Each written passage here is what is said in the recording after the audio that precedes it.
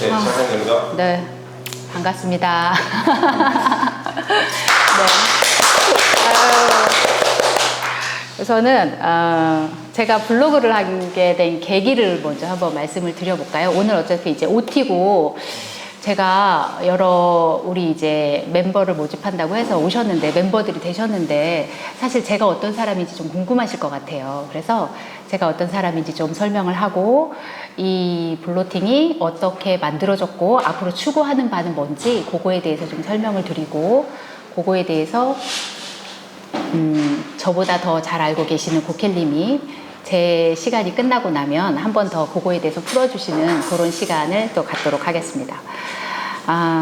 저는 하연이네, 꿈꾸는 집 하연이네라는 닉네임을 가지고 운영을 하고 있고요.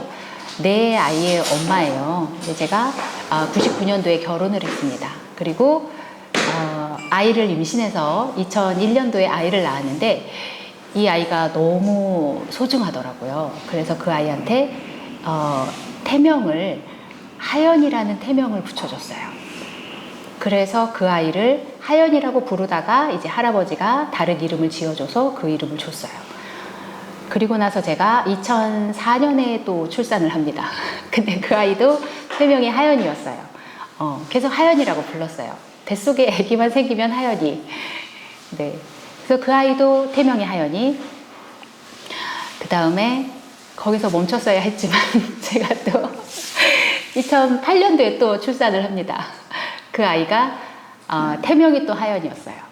네, 하연이었고 제가 거기서 멈췄어야 했지만 넷째를 43세 만났어요. 그래서 그 아이한테 진짜 하연이라는 이름을 주자. 저희 집에서 하연이라는 이름은 굉장히 흔한 이름이었는데 잊혀지는 이름이었어요. 근데 저희가 거기다 부여한 그게 너무 의미가 좋았기 때문에 하연이라는 이름을 주자라고 해서 하연이라고 이제 이름을 붙여줬고 블로그를 할 때 제가 하연이네라는 이름으로 블로그를 시작했어요. 근데 하연이네라는 이름으로 하다 보니까 사실 제가 블로그를 할 때 여기서 조금 저기서 조금 이렇게 조금씩 배워서 이 블로그를 운영하는 건데 어떤 분이 그러시더라고요. 네임드에 대한 얘기를 하셨어요. 그래서 제가 이제 블로그에 검색을 해봅니다. 하연이네. 그랬더니 하연이네가 쫙 뜨는 거예요. 이거 안 되겠다. 그래서 제가 거기다가 꿈꾸는 집 하연이네라는 이름을 다시 바꾸고 글 발행을 할 때 항상 샵 꿈꾸는 집 하연이네를 항상 먼저 붙여서 제가 글 발행을 하기 시작했어요. 그래서 꿈꾸는 집 하연이네라고 검색을 하면 이제 살짝 저희 명품 가족이거든요. 이름이. 그 명품 가족이 이제 뜨기 시작하더라고요. 그래서 꿈꾸는 집 하연이네를 처음 시작했고 저는 블로그를 2000년대 초반에 사실은 이 스크립을 해오잖아요. 글을.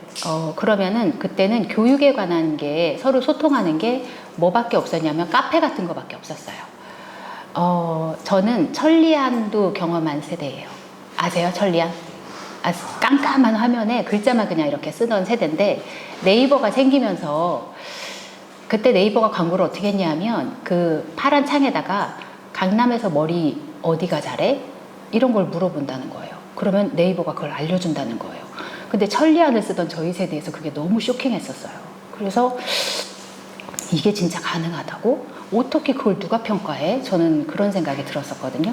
어쨌든 네이버에다 그걸 검색해서 알 수 있다라고 했는데 그때 세대에 저희들이 이제 뭐 교육 정보라든지 이런 거 나누는 거는 카페 활동이 조금 주였어요. 그래서 글을 찾아보면 맘카페를 들어가서 글을 찾아서 우리가 공부를 하고 했었는데 거기서 좋은 글이 있으면 내 블로그에다 옮겨놓는 근데 나중에 물론 보지는 않았지만 그런 용도로 사용을 했었어요. 그래서 제 태생이 블로그가 2000년대 초반인데 제가 그거를 거의 신경을 안 쓰고 있다가 2019년도에 제가 이제 분양하는 일을 하게 됩니다. 근데 그때만 해도 어떤 시장이었냐면 분양을 하려면 현수막을 붙였어요. 그리고 행주를 나눠줬어요. 횡단보도 앞에서. 그런 식으로 해서 이제 홍보를 하던 시대인데 어떤 분은 너무 계약을 바쁘게 쓰시는 거예요. 계속. 그분은 어떻게 하나 봤더니 블로그로 이 손님들을 유치를 하시더라고요. 그래서 그래? 그럼 나도 블로그를 한번 해봐야지 라고 했어요. 새 마음으로 블로그를 시작하니까 어떻게 하겠어요? 과거를 싹 지우고 새롭게 세팅을 쫙 해야 되잖아요. 그래서 과거에 제가 가지고 있던 모든 글들을 다 삭제를 합니다. 그리고 나는 이제 경제 비즈니스 쪽으로 해서 내가 이 블로그를 키워야 되겠다라고 마음을 먹었어요. 그리고 이제 부동산 분양에 대한 글을 올렸는데 나중에 또 그분들이 그러는 거예요. 그걸 왜 지웠어? 그거를 살려뒀어야 되는데. 보니까 제가 엔서포터나 뭐 이런 걸 검색하면 그 블로그 태생이 언젠지 다 이렇게 나오더라고요. 그래서 그 태생이 중요한 거구나. 근데 내가 그걸 지웠구나. 나중에 알았어요. 그리고 나서 제가 블로그를 하는데 그때까지는 블로그를 열심히 안 했어요. 어떤 분양 현장에 가서 제가 그거를 분양을 해야 되면 블로그를 해서 막 글 발행을 해요. 그리고 나서 이제 또 분양이 끝나면 어디 가서 조금 쉬고 있다가 다시 또 분양 현장에 열리면 그때 가서 막 글 발행을 하고. 그런데 제가 글 발행을 해도 전혀 저한테 콜이 들어오질 않는 거예요. 손님들이 제 전화번호를 누르질 않는 거예요. 그래서 이게 뭐지? 라고만 생각하고 있었어요. 그냥 왜 나는 안 되지? 그러면 그냥 저한테 의뢰하는 분한테 자료를 보내드릴게요 하고 자료를 보내드리는 용도로만 제가 블로그를 썼었어요. 그 다음에 이제 2022년이 됩니다. 작년 8월에 어떤 일이 있었냐면 제가 오피스텔을 분양하고 있었는데 그 오피스텔을 분양을 하는데 제가 생각할 때 1억 7천짜리 오피스텔을 분양을 하고 있는데 서정리 인근에 있었어요. 근데 이 오피스텔이 더 저렴한 오피스텔이 더 역세권에 더 괜찮은 조건으로 있는 오피스텔들이 도생들이 보이는 거예요. 제가 근데 그러면은 나는 저게 괜찮아 보이는데 사람들이 와서 이걸 사네. 근데 왜 이걸 사지? 명의 때문에. 그래서 명의 때문에 이거를 사는데 내가 명의 문제만 해결하면 서정리역 앞에 가서 저 도생을 사도 되지 않을까라고 생각을 했어요. 근데 저는 막 물건을 막 매수하는 그런 사람이 아니었고 그때까지는 분양을 했기 때문에 저 스스로는 그냥 분양권을 사서 500만 원 받고 팔고 분양권을 사서 1000만 원을 받고 팔고 이런 일을 제가 했었기 때문에 저는 도생을 내가 사서 명의를 늘리는 거에 대한 두려움이 있었어요. 그래서 네이버에 검색을 합니다. 서정리역 도생, 서정리역 오피스텔, 서정리역 원룸. 너무 강렬한 글을 만났죠, 제가. 10개를 어떤 분이 매수하셔가지고 그 글을 작성하신 분 글을 제가 보게 된 거예요. 이분 너무 고수 같은 거예요. 네, 누군지 아시죠? 근데 그분 글을 읽다 보니까 이제 부자사관학교를 모집을 한다고 그래요. 그래서 제가 이분을 가까이 가서 내가 명의를 어떻게 하는지 좀 배워야 되겠다 이런 생각을 하고 부자사관학교를 오게 됩니다. 근데 그분이 누군데요? 네. 그래서 제가 부자사관학교를 왔는데 부자사관학교에서 우리 뭘 배웠냐 하면 글쓰기를 배웠어요. 페니님 수업이 저는 20년까지 제가 배워야 되는 게 정말 끝나는 시대라고 생각을 했어요. 그리고 저는 아이들을 위해서 제가 교육비를 써야지 내가 교육비를 소비한다라는 생각을 못했어요. 그리고 40대에 내가 뭘 배우는데 돈을 쓰는 거는 사치라고 생각을 했어요. 왜냐하면 저는 더 이상 발전할 데가 없고 발전을 하면 우리 애들이 해야지 라고 생각을 했기 때문에 애들한테 투자하는 거는 제가 할 수 있어도 저한테 투자하는 거는 할 수가 없었거든요. 근데 그게 너무 궁금하고 배우고 싶은 거예요. 그래서 부자사관학교를 왔고 블로그를 쓰라고 하는데 이거는 그냥 숙제처럼 이제 블로그를 써야 되는 거예요. 그래서 내가 경제 비즈니스 쪽으로 이렇게 삼았으니까 임장을 한번 해서 올려봐야 되겠다. 그래서 임장글을 막 올렸는데 임장글을 사람들이 좋아하시더라고요. 그리고 2022년 12월이 됩니다. 그때까지만 해도 내가 블로그로 뭔가를 해보겠다라고 이렇게 크게 딱 마음을 먹은 건 없었어요.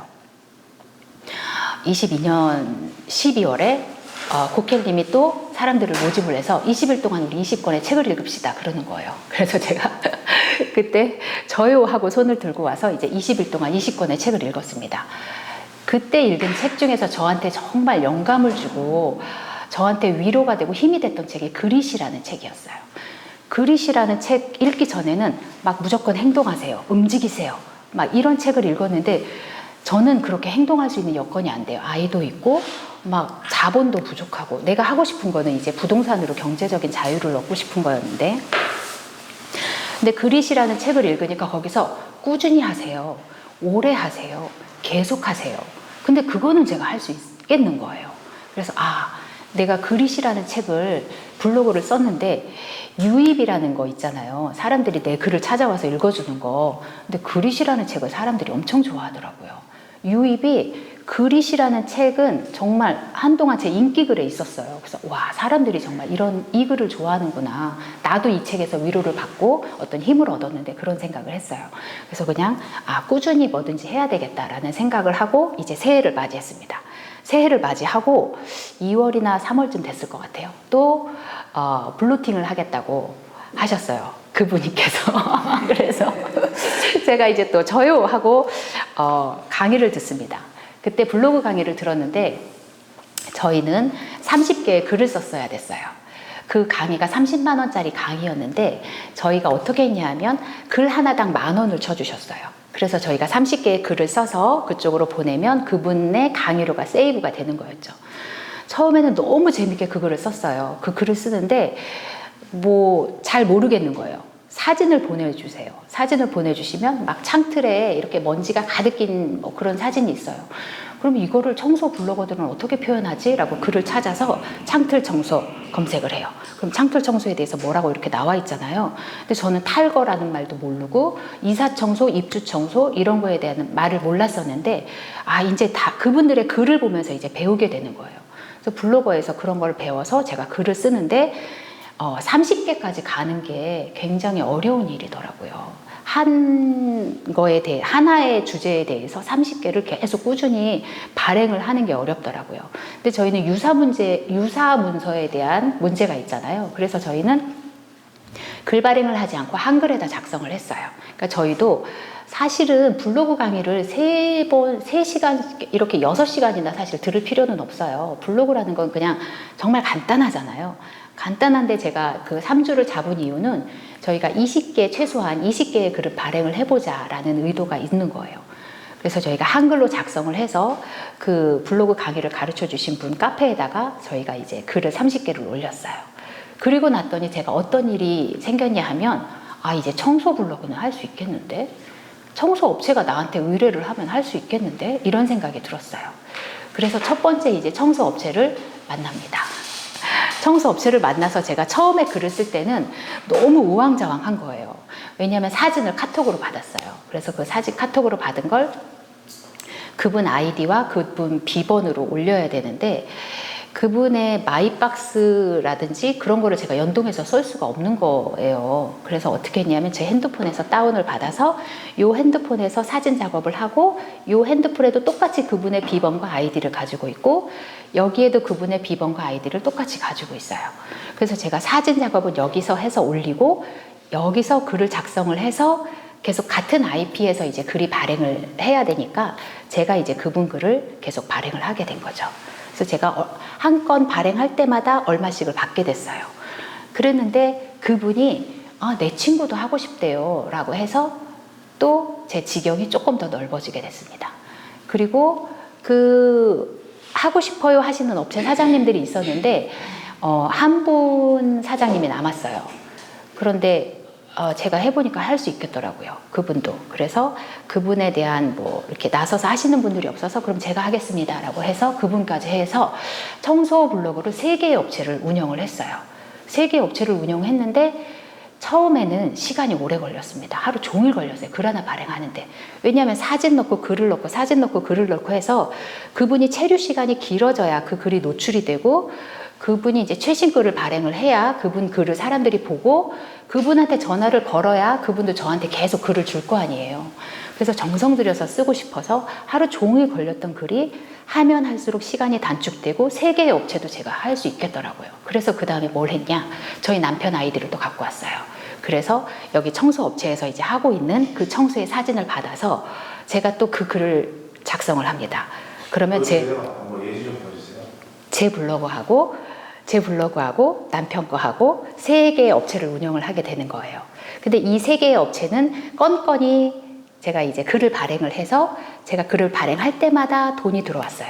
그리고 남편 블로그는 어떻게 되는 거였냐면 제가 이제 일감을 따면 그 일감을 이제 청소 너무 잘하시는 저희 청소 업체에다가 일감을 주면 제가 수수료 10%를 떼고, 그러니까 나는 글 발행을 하나만 했는데 그 글을 보고 사람들이 전화를 하면 저는 10%의 수익을 항상 얻을 수 있는 거예요. 처음에 시작은 이게 조금 횟수적으로는 글 발행 건건히 받는 게 더 좋을 것 같지만 저는 이것도 되게 괜찮을 거라고 생각을 했거든요. 이 글이 불과 한 15개 정도밖에 발행이 안 됐는데 전화는 굉장히 많이 받았어요. 전화는 굉장히는 좀 뺄게요. 많이 받았어요. 많이 받아서 제가 매칭을 시켜주고 거기에서 10% 수수료를 제가 받고 나머지는 이제 이쪽에서 받게끔 하는데 잘 할 수 있게끔 제가 루틴을 만들어야 되겠다라고 생각을 해서 글 발행하기 전에 여기 포스트잇으로 항상 이렇게 붙여놨죠. 명함 넣었나? 글자 수는 잘 챙겨서 넣었나? 또는 뭐 사진은 몇 장을 넣었나? 뭐 이런 거를 이제 잘 생각을 해서 했어요. 그리고 N서포터라는 프로그램이 있는데 아시죠? 그 프로그램을 보면 내가 발행할 키워드를 검색을 해보면 이쪽에서 상위에 노출되어 있는 분이 어떻게 글을 몇 자를 적었고 사진을 몇 장을 넣었고 그분의 탄생 연도는 출생이 언제고 막 이런 거를 보여줘요. 그러면 저는 그걸 봤잖아요. 그러면 그것보다 조금 더 했어요. 사진을 그분이 뭐 한 20장 넣었다. 그러면은 저는 한 30장 정도 넣고 그분이 글을 1200자 넣었다. 그러면 저는 한 1600자 정도 넣고 그리고 네이버 로직이 계속 바뀌는데 최신 글을 선호하는 걸로 바뀌었기 때문에 그분들이 발행을 해놓은 것보다 제가 계속 글 발행을 더 하셔야 됩니다. 하면 좋아요라고 푸시를 해서 사진을 자주 받고 글 발행을 계속했어요. 근데 이게 예전에는 어땠는지 모르지만 지금은 되게 잘 먹히더라고요. 최신 글이. 그래서 저희 고객님들한테 어떻게 전화는 좀 오나요? 했더니 전화가 오고 있어요. 그런데 뭐 안 되기도 하고 되기도 해요. 뭐 이런 식으로 말씀을 하시더라고요. 그래서 이게 되네. 이게 진짜 나는 두려움에서 용기로 올라오는데 사실 이게 제 블로그 첫 강의거든요. 여러분들 다 아시잖아요. 제가 작년에 블로그를 시작했다라고 다 말씀을 드리고 수익화를 올해 처음 시작했다라고 말씀을 드렸잖아요.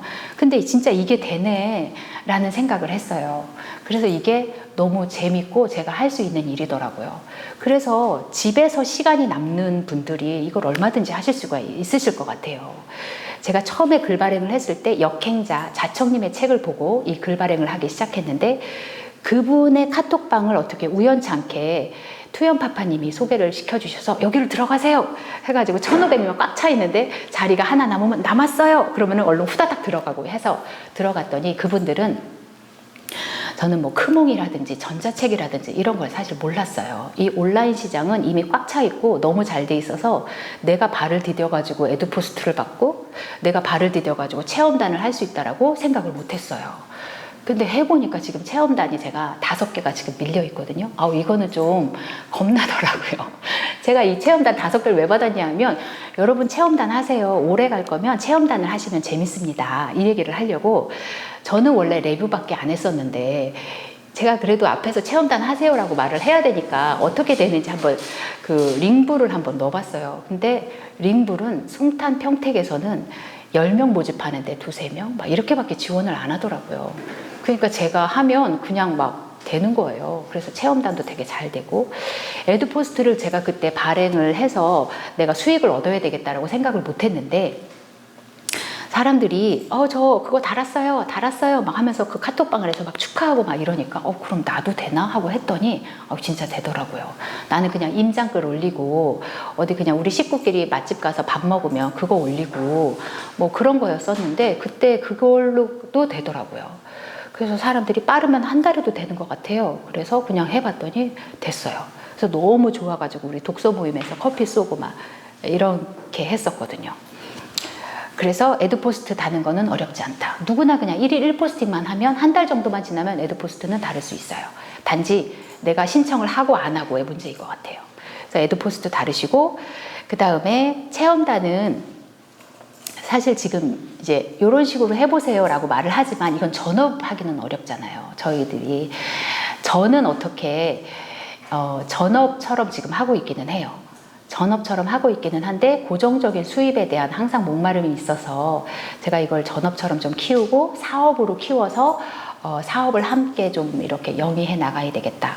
그리고 저를 믿고 따라와 줄 수 있는 내가 리더가 되고 싶은데 따라와 줄 수 있는 멤버분들을 조금 모셨으면 좋겠다라는 생각으로 이 강의를 열었는데 처음에는 체험단을 하니까 너무 재밌더라고요. 최근에 된 체험단에서 저희 아이가 좀 말이 느려서 언어 발달을 신청을 해서 받았는데 점수가 너무 안 좋게 나오는 거예요. 저희 아이가 느린 줄은 알고 있었는데 그래서 강남에 있는 언어 치료, 뭐 언어 센터, 심리치료 센터에다 했더니 됐어요. 그래서 내가 우리 아이에 대한 정확한 진단을 우리나라 교육의 중심에 있는 강남에 가서 한번 받아봐야 되겠다 해서 이제 그거 받아놨고, 안경이 좀 필요하더라고요, 제가. 눈이 컴퓨터를 많이 보니까 안경이 필요해요. 그래서 안경점에다가 체험단을 넣었더니 송탄에 있는 어떤 안경점에서 됐어요. 그리고 저희 아이가 금요일마다 수업이 없어요. 대학생인데. 그래서 아이하고 금요일마다 체험단 다니면서 뭘 먹고 뭐 이렇게 보드카페 이런 데 가보고 하니까 너무 재밌는 거예요. 그래서 아이랑 가려고 이제 곱창집 하나 넣었는데 정말 된 거예요. 그리고 나서 이제 링불은 제가 아직 글 발행을 하나도 안 해봤어요. 링불에서 체험단을 받아가지고는. 근데 거기서 또 2개가 돼가지고 이제 다음 주나 다다음 주에 5개의 체험단을 가야 되거든요. 너무 많아가지고 이것도 지금 조금 부담스럽기는 해요. 일주일에 하나 정도가 제가 소화하기에 딱 좋았었는데, 근데 시작하시는 분들은 에듀포스트는 하시고 그 다음에 체험단은 꼭 해보셨으면 좋겠다라는 생각이 들어서 그거는 한번 해보셨으면 좋겠다라고 말씀을 드립니다. 그리고 제가 예전에 어떤 일을 했었냐 하면, 저는 학습지 교사를 되게 오래 했었어요. 학습지 교사를 할 때 제가 유아교육을 전공했는데, 제가 결혼하자마자 그 다음에 임신을 하고 그 다음에 아이를 낳았어요. 아이를 낳았는데 유치원이나 어린이집 가서는 일하기가 좀 어렵더라고요. 그러니까 내 시간을 아이 육아도 하면서 아이 그 일도 하면서 하고 싶었는데, 그때 저하고 딱 맞았던 일이 학습지였어요. 그래서 그 학습지 교사를 한 10몇 년을 했어요. 10몇 년을 하는데 제가 아이를 낳고 아이한테 한글을 가르쳐야 되는데 한글 학습지를 가르치고 있으니까 저는 여기서 내 아이에 대한 어떤 뭐 이렇게 학습을 시키고 싶은 그런 욕구가 여기에서 돈 버는 데에서 활용이 되더라고요. 그래서 제가 그때 뭘 했었냐면 사내 강사를 했었어요. 이 한글을 잘 가르쳐야 되겠다라는 생각을 하니까 어떤 개발이 계속 되더라고요. 그래서 제가 한글을 회원이 점점 많아지고 아이들이 한글을 떼고 초등학교까지 가서 회원을 계속 유지하는 게 높아지니까 사내 강사를 한번 해봐라라고 했어요. 근데 저는 이렇게 강의하고 이런 게 되게 재밌더라고요. 이 청중이 저를 보면서 이렇게 얘기를 들어주고 제 얘기를 들어주는 게 너무 재밌더라고요. 근데 제가 잘하는 거를 또 와서 얘기를 하니까 사람들이 막 배우려고 하는 그 눈빛을 보는데 제가 그게 너무 행복한 거예요. 강의를 하는 게. 그래서 사내 강사를 되게 재밌게 했었어요, 그때. 그리고 나중에 이제 기회가 마련이 된다면 한글 학습지 이렇게 하면 집에서 얼마든지 할 수 있어요. 막 이런 강의도 하고 싶어요. 아이들은 진짜 그냥 자주만 보여주면 돼요. 자주만, 그 횟수만 노출해주면 되고, 정말 할 수 없는 아이는 없거든요. 누구나 할 수 있는데, 거기에 우리가 너무 내 아이다 보니까 욕심이 좀 들어가고, 언제든지 할 수 있다라는 것 때문에 이제 선생님들을 모시고 또 숙제를 검사받고 하는 그런 과정들이 필요했던 거지, 사실 한글 학습은 누구나 다 할 수 있는 그런 거거든요. 약간의 스킬만 알면 돼요. 근데 그때 제가 느꼈었던 건 뭐냐면, 제가 그 한글 강사를 하면서 조금 사람들이 좋아해 줬던 이유가 뭘까라고 생각했을 때, 유아교육은 굉장히 중요합니다 라고 사람들이 말을 많이 해요. 책 같은 거 읽어보면 유아교육 중요합니다. 이 시기에는 꼭 뭐를 해야 되고 이 시기에는 뭐를 해야 돼요. 발달상 뭐 이런 게 좋습니다 라고 하는데, 그래서 어떻게 그걸 발달을 시키는지가 안 나와 있는 거예요. 그래서 그러면 애들한테 어떻게 하면 될까? 어떻게 하면 애들이 재밌어 할까라고 하는 거에 대해서 제가 개념적인 거는 좀 빼고 방법적인 거를 좀 가르쳐 드렸더니 선생님들이 너무 좋다라는 거예요. 처음에 유아교육이 중요하지만, 한글 학습 깨우치는 거 중요하지만 단기간에 떼야 되지만, 그럼 어떻게, 아이들을 앉혀놔야 되잖아요. 아이들이 나를 봐야 되고 피드백을 해줘야 되고, 이제 그런 거를 제가 이제 막 개발을 해서 막 하기 시작했어요. 시작할 때는 이런 노래를 하고 하면 좋을 것 같아요. 또 중간에 아이들한테 학습할 때는 게임식으로 이렇게 뭐 카드 게임을 하면 좋을 것 같아요. 시작 놀이를 하면 좋을 것 같아요. 막 이런 식으로 해서 알려드렸더니 선생님들이 반응이 굉장히 좋았어요. 그래서 사실은 지금 처음에 제가 구상을 할 때는 온라인 마케팅이 필요합니다. 코로나 시대를 겪었고 뭐 이런 얘기를 하면서 해야지라고 처음에 생각을 했는데 이제 그건 사실 다 필요 없는 얘기 같아요. 그건 다 아시잖아요. 그래서 이제 글발행들을 하시고 그걸 가지고 이제 뭔가 해보고 싶어서 여기까지 오신 거잖아요. 그러니까 개념적인 설명은 제가 사실은 드릴 필요가 없을 것 같고 방법적인 거를 조금 알려드리면 좋을 것 같아서 그냥 그런 방법을 제가 알려드리려고 해요. 근데 오늘은 이제 저희가 OT로 모였잖아요. OT로 모였기 때문에 그냥 간략하게 완강 축하금을 제가 드린다고 말씀을 드렸잖아요. 근데 이 완강 축하금의 개념이 뭔지 한번 설명을 드려볼게요. 제가 30개의 글을 발행을 했다고 했잖아요. 근데 이 30개의 글을 발행을 했을 때 처음에 한 10개, 5개, 뭐 15개 했을 때는 내가 업체를 관리할 수 있겠네 라는 생각은 안 들었어요. 근데 업체를 관리할 수 있겠네 라는 생각을 했을 때는 그래도 20개는 넘어가고 30개가 넘어갔을 때 내가 청소글은 내가 발행을 할 수 있겠네? 청소업체의 글을 내가 발행을 해줄 수 있겠네 라는 생각이 들었어요. 그래서 사실 블로그를 이렇게 오래 들을 필요는 없지만 3번을 모이자고 하는 이유는 최소한 우리가 20개의 글은 발행을 해보자는 거예요. 그런데 나는 청소업체를 관리할 게 아닌데요 라고 하실 수도 있잖아요. 근데 제가 청소업체를 3개를 운영을 해서 보니까 이거 다 똑같을 것 같아요. 내가 만약에 뭐 학원을 운영을 하고 있어요. 그러면 어떤 키워드를 잡아서 학원에 대한 글도 발행을 하고 어쨌든 그 블로그 관리하는 건 다 똑같을 것 같은 거예요. 그래서 저희가 지금 하고 있는 청소 블로그를 제가 카톡방에다가 제가 받은 방법 그대로 알려드리려고 그래요. 카톡방을 열어서 거기다가 청소 사진을 올려드려요. 그러면 그 청소 사진을 가지고 글을 작성을 해서 글 발행을 하면 안 되잖아요. 그래서 한글에다 저장을 하고 저희 경자스쿨 안에 카페에다가 그 블로팅 사이트가 있어요. 그 블로팅 사이트에다가 글을 올려주시면 그 글 발행을 20개를 하자는 목표로 저희가 3번을 만나자고 한 거였어요. 네. 그리고 중간중간에 어떤 기술적인 거는 사실 블로그 찾아보면 다 나옵니다. 네. 전화번호 연결하는 법, 뭐 이런 거 찾아보면 다 나오는데 그래도 그런 거 궁금하시면 다 알려드릴 수는 있어요. 그 최신 로직이 어떤가요? 이런 거 물어보시면 또 그런 것도 다 알려드릴 수 있어요. 그런 것도 다 제가 무료 강의나 유료 강의를 통해서 배운 거거든요. 그래서 그런 거는 다 알려드릴 수가 있으니까 우선은 블로팅을 하시는데 최소한 20개의 글은 발행을 해서 저희 카페에다가 올려주십사 하는 내용. 그러니까 강의는 온라인으로 들으셔도 되는데 그 글을 작성하셔서 이제 거기다 올리는 것까지 했을 때 완강 축하금을 드리겠습니다 라는 거예요. 그러니까 제가 이렇게 해보니까 뭐든지 어떤 거든지 할 수 있겠다. 그래서 저는 30개를 했지만 우리 멤버분들은 20개를 하자 이런 의도로 그렇게 해서 말씀을 드렸습니다. 그 다음에 저희가 이제 어쨌든 이 부자사관 이게 경자스쿨 안에서 저희가 이제 멤버를 모집을 했잖아요. 근데 제가 이 사업을 이 일을 이제 좀 키워나가고 싶은 약간 어떤 그런 생각이 좀 있었어요. 근데 전에는 어떤 의도로 이거를 하시려고 하시는 거지? 고켈님의 의중이 계속 궁금했었거든요.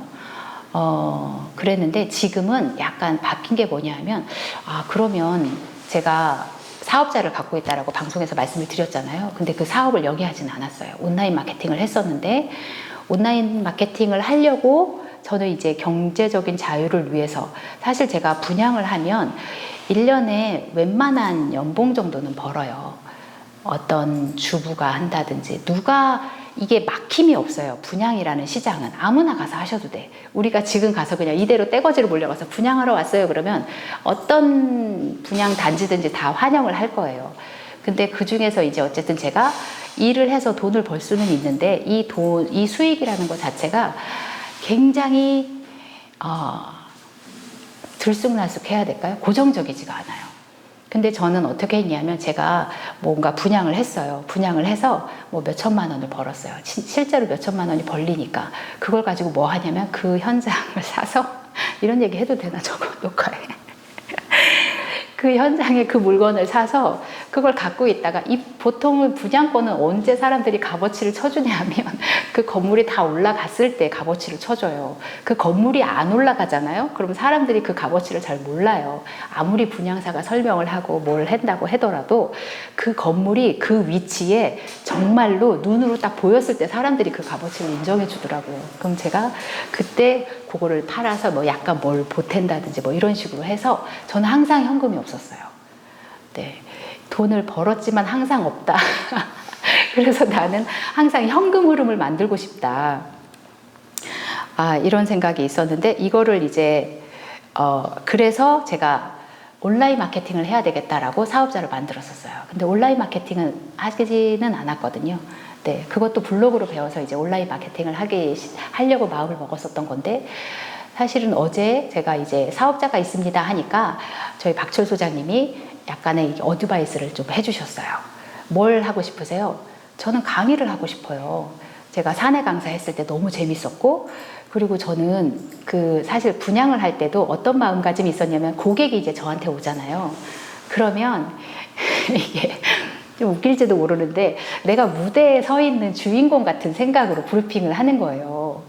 여기가 얼마나 좋게 내가 느꼈는지 이 집이 내가 왜 마음에 드는지 약간 그런 식으로 생각하고 제가 브리핑을 하니까 이게 좀 저는 그 일이 되게 재밌었어요. 그렇게 하면서 내가 또 돈을 버니까 분양하는 일이 그렇게 나쁘지는 않더라고요. 근데 현금 흐름을 만들어야 되겠다라고 생각을 했을 때 내가 하고 싶은 거는 강의나 뭐 이런 거를 하고 싶지만 언강생심 나 같은 사람이 무슨 강의야 니까짓 게 이렇게 계속 속에서 올라오잖아요. 그랬는데 소장님이 어떤 일 하고 싶으세요? 그랬을 때 저는 강의도 하고 싶고요.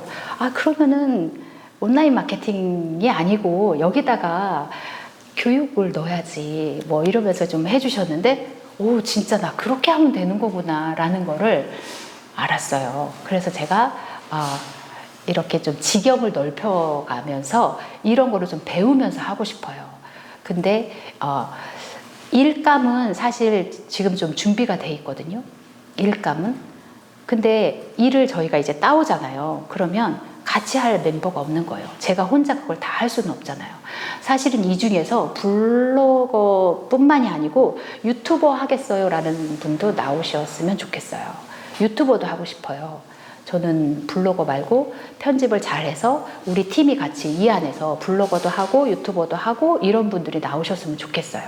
근데 블로거 하는 거는 제가 자신 있게 가르쳐 드릴 수가 있는데 사실 이제 계속 바뀌고 배울 게 그렇게 많지는 않아요. 단지 안 해봐서 그러는 거고 단지 안 들어봐서 그러는 거지. 그래서 많이 가르쳐 드릴 게 그렇게 있지는 않지만 우리가 같은 멤버가 됐으면 좋겠거든요. 이 일을 같이 했으면 좋겠거든요. 그래서 제가 그런 식으로 이제 한번 고켈님이랑 또 계속 조언을 구하면서 이 일을 하고 싶어요.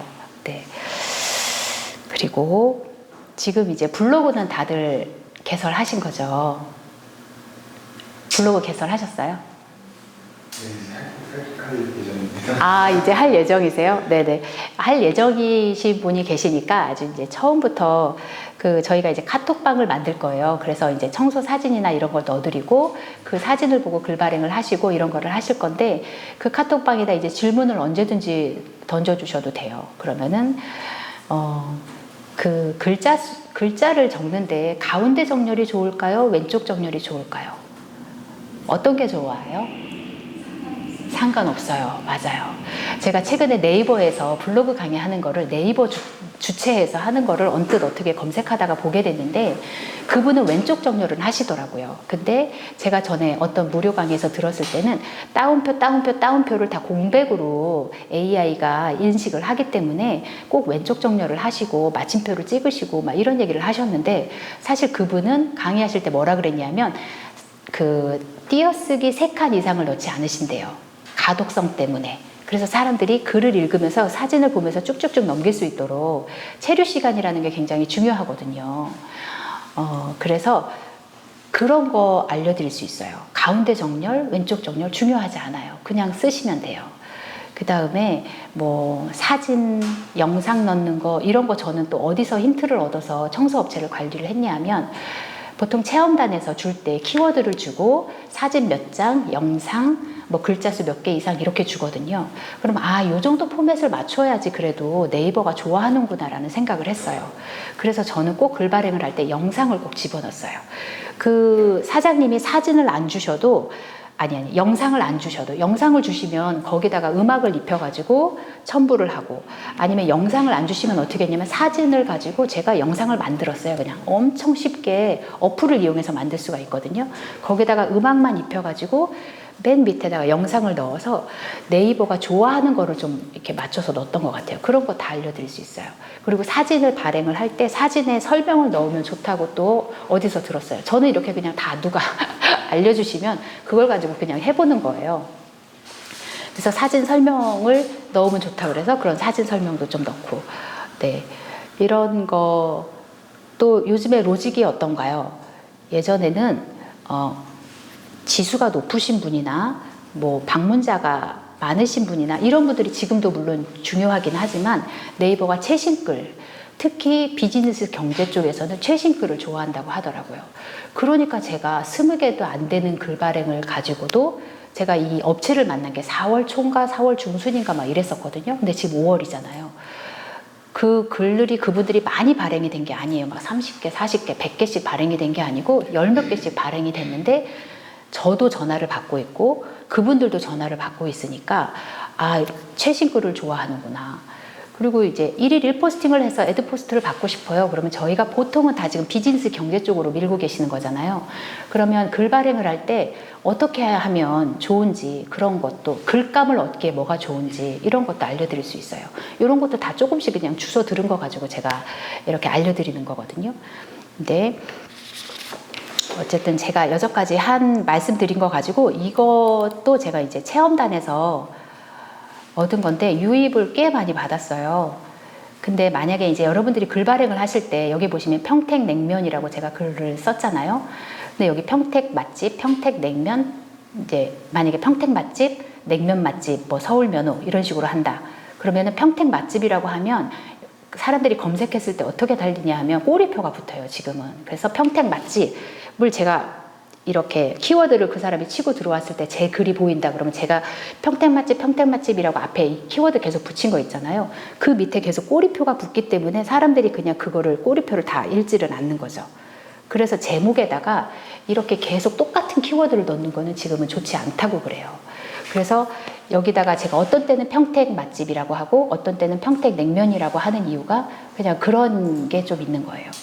그리고 제목에다가 특수문자를 넣지 말라고 하시더라고요.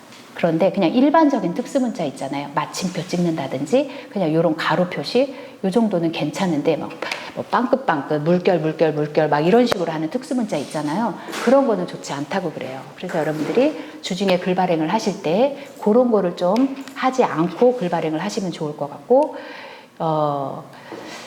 제가 이제 이런 맛집을 갈 때 지도 넣어주세요 그러잖아요. 그러니까 보통 지도를 이렇게 넣는데 지도 넣는 방법이라든지 이런 것도 이제 다 알려드릴게요. 그리고 사람들이 뭘 궁금해 할까라고 생각했을 때 주차가 가능한지, 식당을 갈 때 사실 그게 제일 궁금하잖아요. 그러니까 주차 가능, 포장 가능, 배달 가능 이런 거 코멘트 넣어드리고 라스트 오더가 언젠지, 브레이크 타임이 언젠지 이런 거 넣어드린 거였어요. 그리고 사진 넣고 글 넣고 사진 넣고 글 넣고를 반복해서 사람들이 내 글을 볼 때 좀 체류 시간이 좀 길었으면 좋겠다. 근데 사람들이 글쓰기에 대해서 두려움이 있잖아요. 근데 사실 블로거는 사진을 잘 찍는 게 저는 더 중요한 것 같아요. 그래서 사진 넣고 글 넣고 사진 넣고 글 넣고를 계속 하면서 이제 이렇게 글 발행을 하시면 되고, 맨 마지막에 이거는 체험단으로 갔다 온 거였는데 맨 마지막에 체험단에서 주는 그런 이제 이게 어떤 무료로 내가 갔다 온 겁니다 라는 표시를 이렇게 달아야 돼요. 이런 거는 이제 체험단 한번 해보시면 거기서 주는 툴이 있어요. 그 툴을 보고 그대로 따라 하시면 돼요. 툴을 한번 보여드릴게요.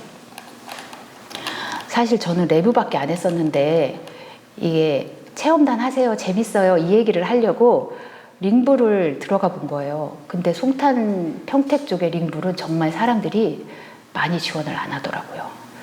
그래서 제가 여기가 지금 이제 레뷰에서 제가 받은 체험단인 거예요. 여기는 이제 송탄에 있는 어떤 안경점에서 이제 제가 안경을 받고 싶어서 체험단 신청을 한 건데, 체험단을 신청을 하면 이렇게 거기서 어떤 코멘트를 줘요.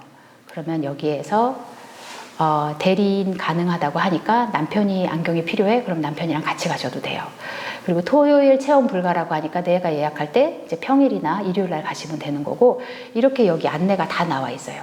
지도도 여기 제일아파트 뒤에 있는 여기 안경점에 가면 되는 거니까 요거 보고 제가 체험단을 신청하시면 되는 거예요. 그리고 이렇게 키워드를 주잖아요.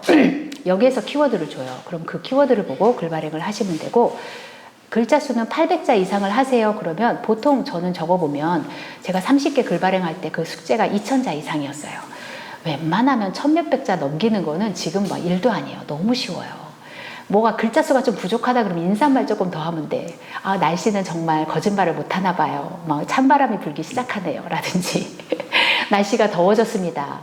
그래도 저녁엔 찬바람이 부니 여러분 외투 하나씩은 준비하셔야겠어요. 라든지. 이렇게 인사말을 늘리면서 글자 수를 맞추시면 돼요. 그리고 사진은 15장 이상 넣어주라고 하는데, 저는 좀 사진을 좀 이게 공짜로 받았다는 생각 때문에 처음에는 너무 많은 정성과 시간을 들여요. 공짜로 받아서 이 글을 꼭 노출을 시켜주고 싶다는 마음이 있는데, 그러면 좀 지치기는 하더라고요. 그래서 지금은 내가 1시간 정도 써서 글 발행을 할 수 있는 그 정도 선에서 해야 되겠다 이런 생각이 들어요. 네, 그렇게 마음 먹고 하니까 되더라고요. 근데 한 번에 되지는 않아요. 처음에는 조금 시간 조금 들이셔야 되고, 지도 삽입해 주세요 이렇게 나와 있어요. 그러니까 이런 거 보고 이제 하시면 되고, 여기 이제 뭘 금지해 주세요 하면은 이런 거는 그냥 안 쓰시면 돼요. 글 발행할 때 이게 핸드폰으로 지금 카톡이 온 거잖아요. 핸드폰을 옆에다 놓고 글 발행을 하면서 내가 지켰는지 안 지켰는지 한 번씩만 이렇게 확인하시면 돼요. 그렇게 하고 이제 여기서 이제 키워드를 주잖아요. 그럼 이 키워드를 제목에다가 그대로 놓으시면 돼요. 이 키워드를 처음엔 제가 이해를 못했어요. 그래서 저희 그 사기 꽃밤송이님이 굉장히 체험단을 잘 하시는 분이 계세요. 그분은 무려 S사를 다니시는 분인데도 이렇게 글 발행을 하시고 체험단을 하시고 뭐 이런 거를 받으셔서 약간 어떤 때는 원고료 받는 그런 글 발행도 하시더라고요. 그런 걸 하시는 분인데, 그분한테 아니 이거 왜 안 된다는 거예요? 이러면서 키워드를 제가 잘 이해를 못했었어요. 그게 불과 몇 달 전인데 지금은 네 이렇습니다. 이런 식으로 키워드를 주니까 그 키워드를 보고 이제 작성을 하시면 되는 거예요. 그리고 여기 보면은 이렇게 똑같은 장소를 갔다 와서 사람들이 어떻게 글을 작성을 했는지 샘플을 볼 수가 있어요. 네, 그러면은 요 샘플을 보고 요 정도면은 나도 할 수 있겠다. 글에다가 이렇게 녹여내면 되겠다. 이런 거를 생각하시고 이제 하시면 되고, 글 발행을 하시기 전에 이제 내 노트북에다가 엔서포터라는 프로그램이 있어요. 엔서포터를 까시면 어떤 현상이 있냐면 그것도 한번 보여드릴게요. 제가 이제 여기는 제가 이 아이디가 다 이제 업체에서 보내주는 그런 아이디하고 제가 하는 거하고 남편 아이디하고 이제 여기 같이 있는 거예요. 이게 제 아이디니까 제 아이디로 이제 들어가 볼게요. 제 아이디로 들어가서 제가 최근에 어떤 글을 썼냐 하면 요거를 제가 검색을 했었는데, 희망 리턴 패키지 경영사업 요거를 이제 검색을 했었나요? 크롬으로 안 들어갔나 보다. 다시 들어가 볼게요. 글 발행을 할 때 엔서포터를 깔잖아요. 그러면 글자 수를 내가 몇 자를 썼는지 그런 거를 다 보여줘요. 제가 그거 글자 수 보이는 거 한번 보여드릴게요. 어쨌든 제목을 안녕하세요. 경자스쿨의 경자입니다. 이러면 여기 보면은 지금 한글 15자 바뀌는 거 보이셨죠? 전에 제가 30개의 글 발행을 할 때 어떻게 했냐면 요거를 복사를 떠서 이렇게 하면 이제 복사를 할 수 있잖아요. 네이버에 가서 네이버 글자 수를 검색해요. 글자 세기. 그러면 여기다 가가지고 처음에는 저도 이렇게 했었어요. 붙여넣기. 그러면 여기서 이제 공백 포함 27자, 공백 제외하면 18자 이걸 보여주잖아요. 처음에는 이렇게 했었는데 지금은 그냥 엔서포터를 깔고 나서는 여기에다 이게 뜨는 거예요. 그러면 여러분들도 N서포터를 깔면 내가 몇 자가 됐는지 알 수가 있으니까. 그리고 제가 여기에서 N서포터 분석이라고 있잖아요. 제가 이제 아까처럼 그거를 한번 넣어볼게요. 이거는 제가 글 발행을 하고 나서 검색을 했던 거라서 제 이름을 지우고 희망 리턴 패키지라고 해서 제가 이제 N서포터 키워드 분석을 할게요. 그러면 이게 어제 10건이라는 글이 발행이 됐고요. 일평균 글 등록은 10건인 거예요. 그러니까 보통 사람들이 하루에 10건 정도는 이 네이버에다가 희망 리턴 패키지 경영 개선이라는 키워드를 가지고 글을 적고 있는 거거든요. 네. 그래서 이 프로그램이 좋아요. 제가 이제 청소글을 적잖아요. 그러면 저는 광주에 있는 분이셨어요. 광주, 서구, 오피스텔 청소, 오피스텔 청소 이렇게 이제 쳐서 검색을 해봐요. 그러면 N서부터 글 분석이라고 나오잖아요. 그러면 이 글을 검색을 합니다. 그러면 이분은 일 방문자가 59명이에요. 근데 상위에 지금 떠 있잖아요. 그러니까 청소는 정말 블로거로 잡아먹기가 너무 좋은 영역인 거예요. 10개도 발행, 정말 10 몇 개밖에 발행을 안 했는데 지금 전화가 오고 있으니까. 이웃은 434명인데 제가 이제 그분들을 어떤 사명감이 불타서 이웃 신청까지 막 해드렸어요. 이웃 신청을 해서 그분들이 막 3,400명 정도 이웃은 지금 돼 있거든요. 이웃 신청하는 거는 어떻게 하시는지 아시죠? 다들 아시니까. 그리고 개설일은 2009년인 거예요, 이분이. 근데 그렇게 이제 활발하게 활동은 안 하셨던 것 같아요. 일 방문자라든지 이웃이 조금 적으시잖아요. 그리고 글자는 964자를 쓰셨어요. 청소글에다가 이분이. 그리고 한글 요 정도 작성을 하셨고, 이 키워드로 맞는 게 그렇게 많지는 않아요. 먼지라는 글자 7개 썼고, 청소 7개 썼고, 막 이런 식으로 했다고 여기 나와요. 그러면 저는 이제 그 청소글을 발행하기 전에 어떻게 하냐면, 내가 글자는 900자를 이분이 써서 상위에 이렇게 노출됐으니까 나는 한 1200, 300자 정도 적으면 되겠다 이렇게 생각을 하는 거예요. 그리고 여기 사진 개수가 나오잖아요. 이분은 사진을 25개 올렸어요. 그러면 저는 뭐 한 3, 40장은 늘 올려서 사진을 작성을 해드렸으니까 그 정도 올리면 되겠다라고 해서 요거를 저는 활용을 했어요. 그리고 와서 여기서 이제 그 정도 글자 수가 될 때까지 사진 넣고 글 넣고 사진 넣고 글 넣고 하면서 이제 작성을 했었던 거죠. 이렇게 해서 네. 그랬고, 이웃 신청하는 거에 대해서 한번 말씀을 드려볼게요. 제가 어떤 식으로 이웃 신청을 하냐 하면, 예를 들어서 저희는 비즈니스 경제잖아요. 그러면 비즈니스 경제 쪽으로 하고 계시는 분들 중에서 잘 아시는 분 누구 계세요? 뭐 아기곰님이라든지 해안선님이라든지 뭐 이런 분들 계시잖아요. 그러면 이제 그런 분들의 글을 찾아가서 어떻게 하냐면, 예를 들어서 이제 이게 그분들의 글이에요. 그러면 여기에 좋아요가 달리잖아요. 그럼 이분들은 어떠냐 하면 이분들은 그 해안선님이나 아기곰님이나 이런 분들의 글을 좋아하시는 분들이에요. 그럼 저도 그런 글을 적고 싶고 그런 쪽으로 발전을 시키고 싶잖아요. 그러면 이분들에게 지금 서로 이웃이라고 저는 제 글이니까 이렇게 뜨지만 만약에 다른 글에 들어갔다고 하면 아무 글이나 들어가 볼게요. 아이고, 공감이 하나밖에 없다. 조금 더. 이분도 비즈니스 경제 쪽이네요. 공감이 하나밖에 없네. 이제 발행된 지 얼마 안 돼서 지금 그런 것 같아요. 이 글들이. 아무튼 다시 제 글로 가보겠습니다. 다른 분 거 가봐야 되겠다. 제가 로그아웃을 하고 다른 분 거를 한번 가볼게요. 성동요. 이분이 제 업체 사장님이신데 요분 거를 한번 가볼게요. 요분 이제 이런 글을 제가 발행을 해드린 거거든요. 그래서 좋아요를 좀 많이 받은 게 있을까요? 잘 모르겠지만 아무거나 그냥 아무튼 들어가 보겠습니다.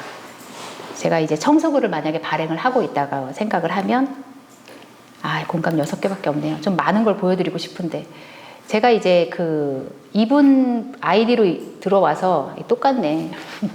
어쨌든 이제 서로 이웃이지만 지금은 여기를 서로 이웃 신청을 하시는 거예요. 이분들이 다 비즈니스 경제에 관심이 있으니까 이분들한테 이제 할 때 서로 이웃해요라고 이제 기본적인 멘트가 달려 있거든요.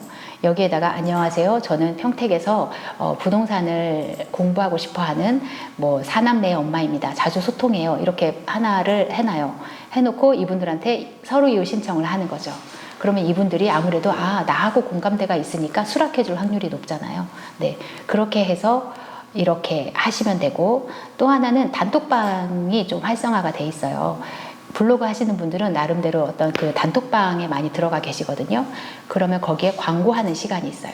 그 광고하는 시간에 또 글을 올려서 거기서 같이 광고를 하셔도 되고 해서 단기간에 이웃을 올릴 수 있는 거는, 저는 최근에는 그렇게 해서 서로 이웃 신청을 해서 좀 받기는 했어요. 근데 그전에는 이 강의를 한다고 또 조금 사람이 많아 보였으면 좋겠어서 해서 지금 1,800명 정도 됐는데, 사실은 그런 식으로 하면 서로 이웃을 많이 늘릴 수가 있어요. 서로 이웃을 많이 늘리면 내가 글에 들어갔을 때 내 글이 그분한테 보이잖아요. 그러니까 아무래도 이 유입이 조금 더 많을 수 있고, 네, 그렇게 할 수가 있습니다. 그 다음에 저희가 이제 카페에다가 글을 올리시는데 그거를 한번 말씀드려 볼게요.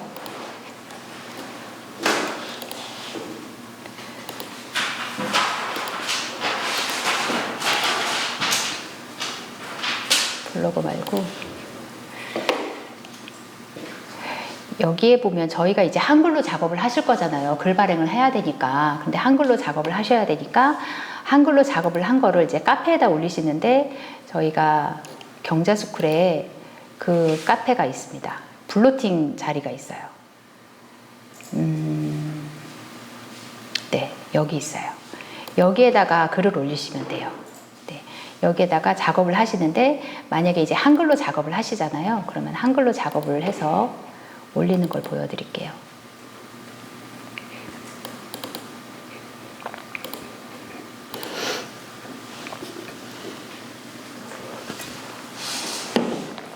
네, 여기서 제가 뭐 안녕하세요, 뭐 사진, 뭐 가로하고 사진 1 이런 식으로 했어요. 사진을 여기다 올리면 용량이 안 되더라고요. 용량이 안 돼서 거기서 이게 업로드가 안 돼가지고 그냥 사진 1, 사진 2 저희도 이렇게 했었거든요. 사진 1 해서 뭐 안녕하세요.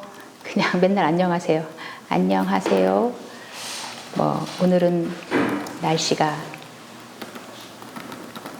참 덥네요. 뭐 이런 식으로 해서 뭐 이렇게 사진 2 이렇게 해서 이제 저장을 합니다. 문서를 저장을 하잖아요. 저장을 할 때 여기에다가 도구라고 있어요. 이 도구에 보시면 문서 암호를 설정할 수가 있거든요. 여기 문서 암호에다가 아무나 그냥 글을 봐도 괜찮다고 하시면 암호를 안 걸으셔도 되고, 네, 요거는 그냥 나만 봤으면 좋겠다라고 생각을 하시면 여기다 암호를 걸어서 거기다 이제 올리시면 돼요. 네. 그러면 암호는 이제 뭐 010, 네, 뭐 이런 식으로 전화번호를 하시면 좋을 것 같아요. 그러면 이제 글자 수를 챙겨서 넣었는지 이런 거는 제가 조금 챙겨서 보도록 하겠습니다. 이렇게 해서 도구에다 넣고 저장을 해서 발행을 하시면 될 것 같아요.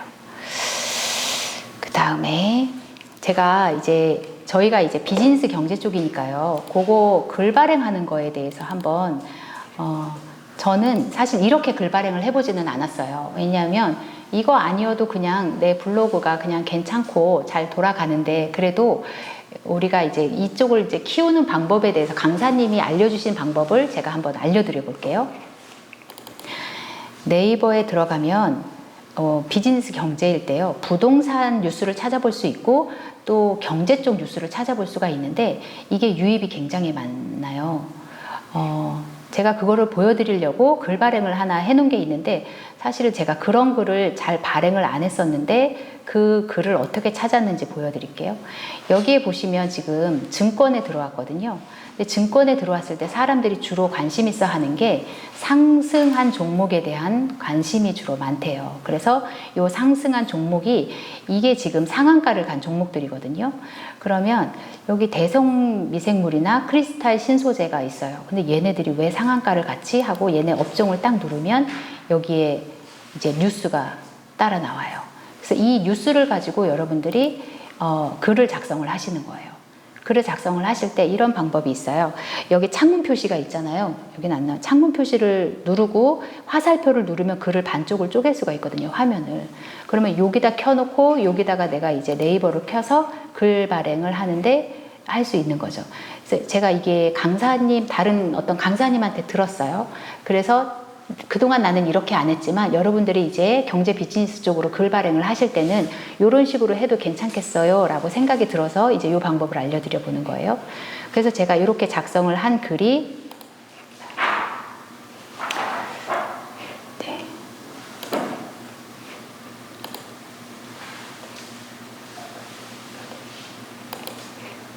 경제 이야기 쪽에서 전에는 이렇게 글 발행을 안 했었는데 대한제당은 설탕값 때문에 갑자기 상한가를 갔어요. 지난주에. 그래서 그거 보고 이제 글 발행을 했던 거고 요게 이제 구제역에 관한 내용이거든요. 아까 그 크리스탈 신소재라든지 거기가 이 뉴스 때문에 이제 상한가를 간 거였어요. 그러니까 여러분들이 뉴스 발행을 할 때 요런 식으로 해서 내가 좀 유입을 받고 싶다. 그러면 요렇게 글 발행을 하셔도 괜찮다는 거 하고 청주에 제가 적은 글이 막 대단하지는 않아요. 그래도 이게 유입이 꽤 들어왔거든요. 해보니까 정말 되기는 하더라고요. 청주에 두 분 신우가 살고 있어서 자주 아는 지역인데 안타까운 소식이 들려왔네요 하면서 제가 이제 그 사진을 캡처해가지고 구제역이 이렇게 됐는데 이동 중지 명령이 내려졌고 어떻게 몇 마리는 살처분을 할 거고 좀 안타깝기는 하네요. 이러면서 글을 작성을 한 거였어요.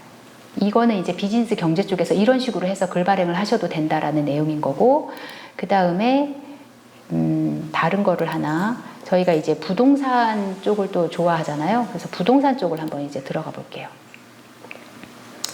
부동산에 보면 이렇게 그 전세 사기 사각지대, 전세 사기라는 말이 굉장히 많이 나오잖아요. 그래서 이 전세 사기라는 거, 요거를 보고 여기에 떠 있는 뉴스를 보고 제가 이제 또 글 발행을 해본 거였어요. 그거는